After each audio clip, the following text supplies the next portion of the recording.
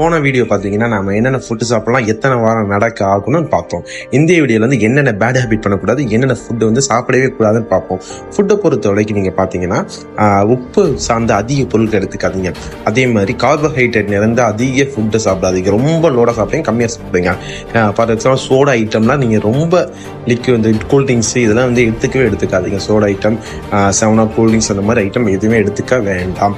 அதுக்கப்புறம் வந்து உப்பு சார்ந்த பொருட்கள் எதுவுமே அதிகமாக எடுத்துக்காதீங்க. உப்புனா ஊறுகாய், கருவாடு இதெல்லாம் அதிகமாக எடுத்துக்காதீங்க, சரிங்களா? அப்புறம் வந்து ஜங்க் ஃபுட்ஸ் அது வந்து ரொம்ப அதிகமாக எடுத்துக்காதீங்க.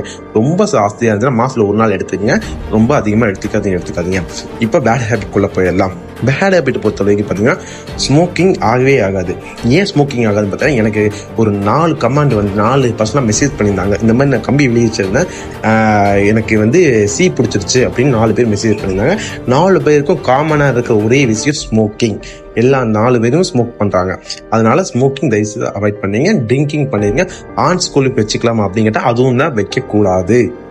ஏன்னா பிளட் சர்க்குலேஷன் வேகமாக நடக்கிறதுனால அங்கே வந்து வேலை செய்கிறது கம்மியாக நடக்கும். எலும்பு நல்லா ஒட்டணும்னா இந்த பேட் ஹேபிட் எதுவுமே பண்ணாதீங்க. நீங்கள் வாக்கரை வச்சு நல்லா நடந்து டாக்டர்னால நடக்கலாம்னு சொன்னதுக்கப்புறம் அது உங்கள் இஷ்டம், நீங்கள் என்ன வேணால் எடுத்துக்கலாம். இன்னும் எனக்கு டிவியை பொறுத்த வரைக்கும் நிறைய சந்தேகம் இருக்குது அப்படின்னா, நான் வந்து 5ஆம் தேதி 8 மணிக்கு லைவ் போடலான் இருக்கேன். லைவ் போடலாம். நீங்கள் லைவில் வந்து நீங்கள் என்ன டவுட் வேணாலும் கேட்கலாம். எனக்கு தெரிஞ்சு சொல்லித்தரேன். நான் டாக்டர்கிட்ட நிறைய டவுட் கேட்டிருக்கேன், அதையும் நான் உங்களுக்கு சொல்லித்தரேன். அப்புறம் நீங்கள் நைட்டு 8 மணிக்கு லைவ் போடலாம் அப்படின்னு நிறைய கமெண்ட் வந்து தான் நான் கண்டிப்பாக லைவ் போட முடியும். எனக்கு 2-3 பேருக்கு லைவ் போட நல்லாவும் இருக்காது. எனக்கு கமெண்டில் எத்தனை பேர் கமெண்ட் பண்ணுறது பொறுத்தா போட முடியும். கமெண்டில் லைவ்னு போடுங்க, பேசலாம் எல்லாரும் தொடர்ந்து. தேங்க்யூ.